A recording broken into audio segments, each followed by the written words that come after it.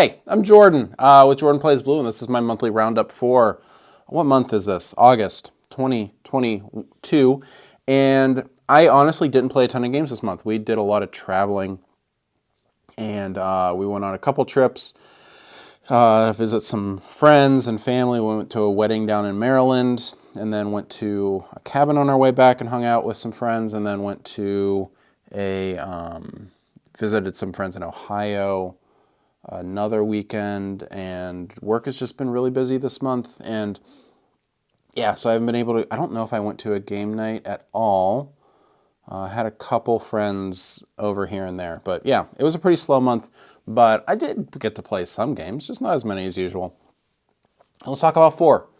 We always talk about 4 games here, and let's pick out 4. All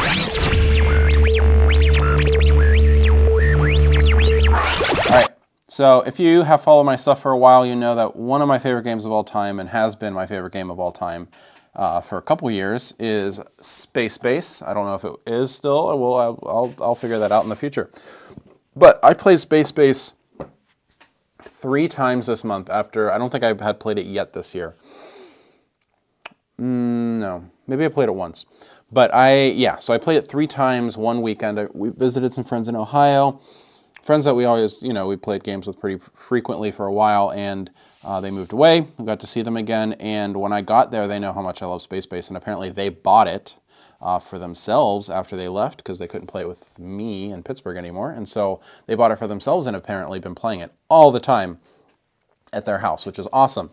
And so they, like the one night, they just pulled out Space Base without me knowing what they were going to get, and we played Space Base twice that night, and then we played it the next morning with one of their kids, which is really cool. And I taught May Space Base also, and it was not super overwhelming, but she did feel the beginning of the game was kind of slow, which I think is probably one of the biggest knocks to Space Base. But fantastic! Space Base is so fun.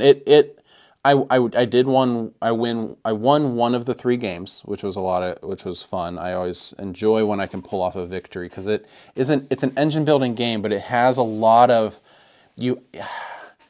it also has a lot of, calculated risks that you're taking, because as you're building your engine, the engine fires off by rolling dice. And so it's a super inefficient engine. It's not one of those games where you build these things and every round you get to go down your row of all these cards and you get to take everything. Space Base only triggers based off of die rolls, and so some folks probably think it's too random. I think it just leads to a very inefficient engine. But you're trying to really kind of push your luck a little bit in how you're putting your things, your spaceships out on these different bases. And so if you've never played the game, you have numbers 1 through 12, because those are the sums of 2 dice, and you have these different ships in each bay. You roll the dice, and you get to trigger the actions based off of what you rolled. And also, you can upgrade your ships. Whenever you upgrade your ships, you flip it over and tuck it underneath, and you get those benefits on other players' turns. So you're constantly getting stuff between your turns, on your turn, and then you get to buy more ships and upgrade. And there's all these weird and cool ways that the cards can interplay. The game that I won, I was able to swap some of my cards. I was able to trigger some of my cards and swap some. And then after you swap them, I was able to trigger a whole bunch of points down on like a number 4 slot. Which is, it was just a really satisfying engine. The You Win card didn't come up in any games that I played. I know that's always the question if somebody tried that, but no, it did not come up in any of the games I played. Disappointed, because I really like to try for the You Win card. But the engines I built worked really well. Still one of my favorite games. It's just such a cool game. I haven't got the new expansion. I've heard mixed things about it, and frankly, I'm pretty happy with where I'm at with Space Base and the expansions and content I have. So I'm not in any, I will play it probably at some point, because it's one of my favorite games, but I'm just not in a rush. But yeah, Space Base from AEG, John D. Clare, just fantastic stuff. Such a great game.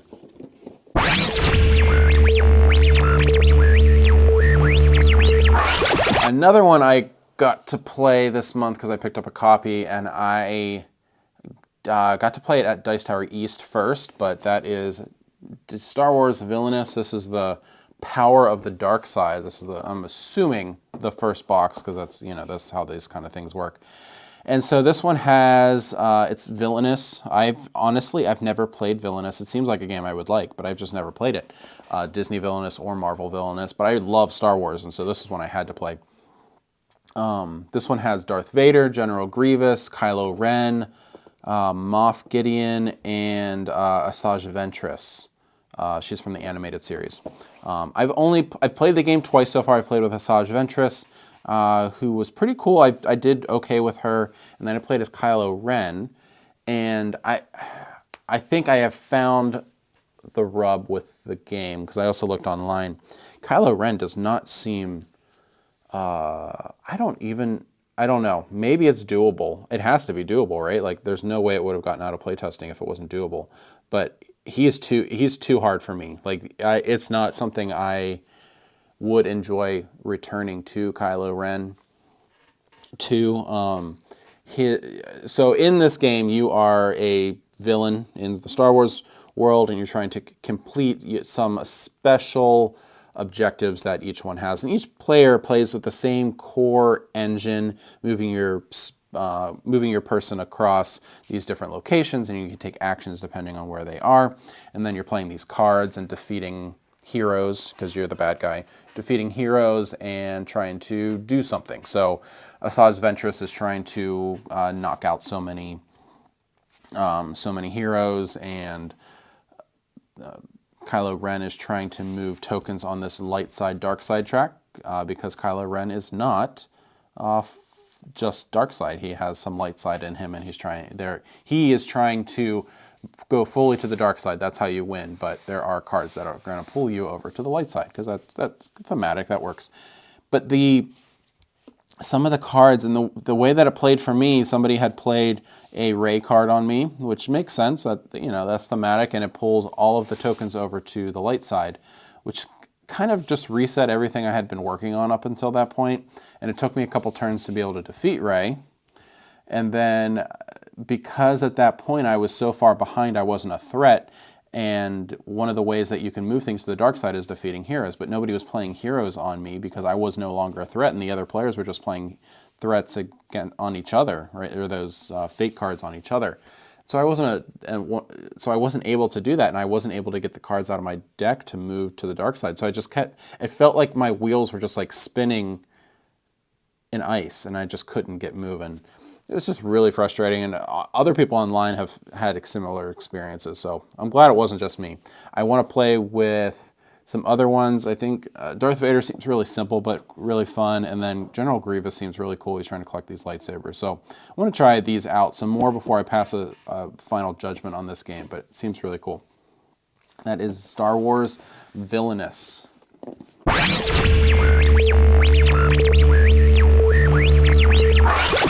All right, and then another 2022 release that I recently got to play is Bear Raid. This is from BoardGameTables.com. This is like a straight stock market game. It's like you literally just have like these companies in front of you, and you are buying and selling stock. You're shorting stock, which I'm learning what that means. It's something along the lines of you're taking on bad stock in hopes that the company will kind of go bankrupt, and then you don't have to pay it back. It's something like that. I don't quite understand all of the nuances of what that actually means, but it is a really interesting game. The interplay between buying the stocks, but then also you can manipulate the stocks based off of these die rolls and like pulling the dice back. It just allows you a lot of power to change the values of the stocks, and you're trying to, you know, mess over the other players, but also try to make sure that you have enough money and trying to make the most money through it. And I think the best word for me to describe it is interesting. I think it's a fun game. I think it's a really solidly put together game, but I think it's just really interesting, and I'm still trying to figure out how to do well in it. I don't know if I will ever do well in it. I hope I'll be able to play it some more soon, because I really want to try some other things in it. So that is Bear Raid from BoardGameTables.com. I know stock market games aren't for everybody, but this one, It's the best stock market game I've played in a long time.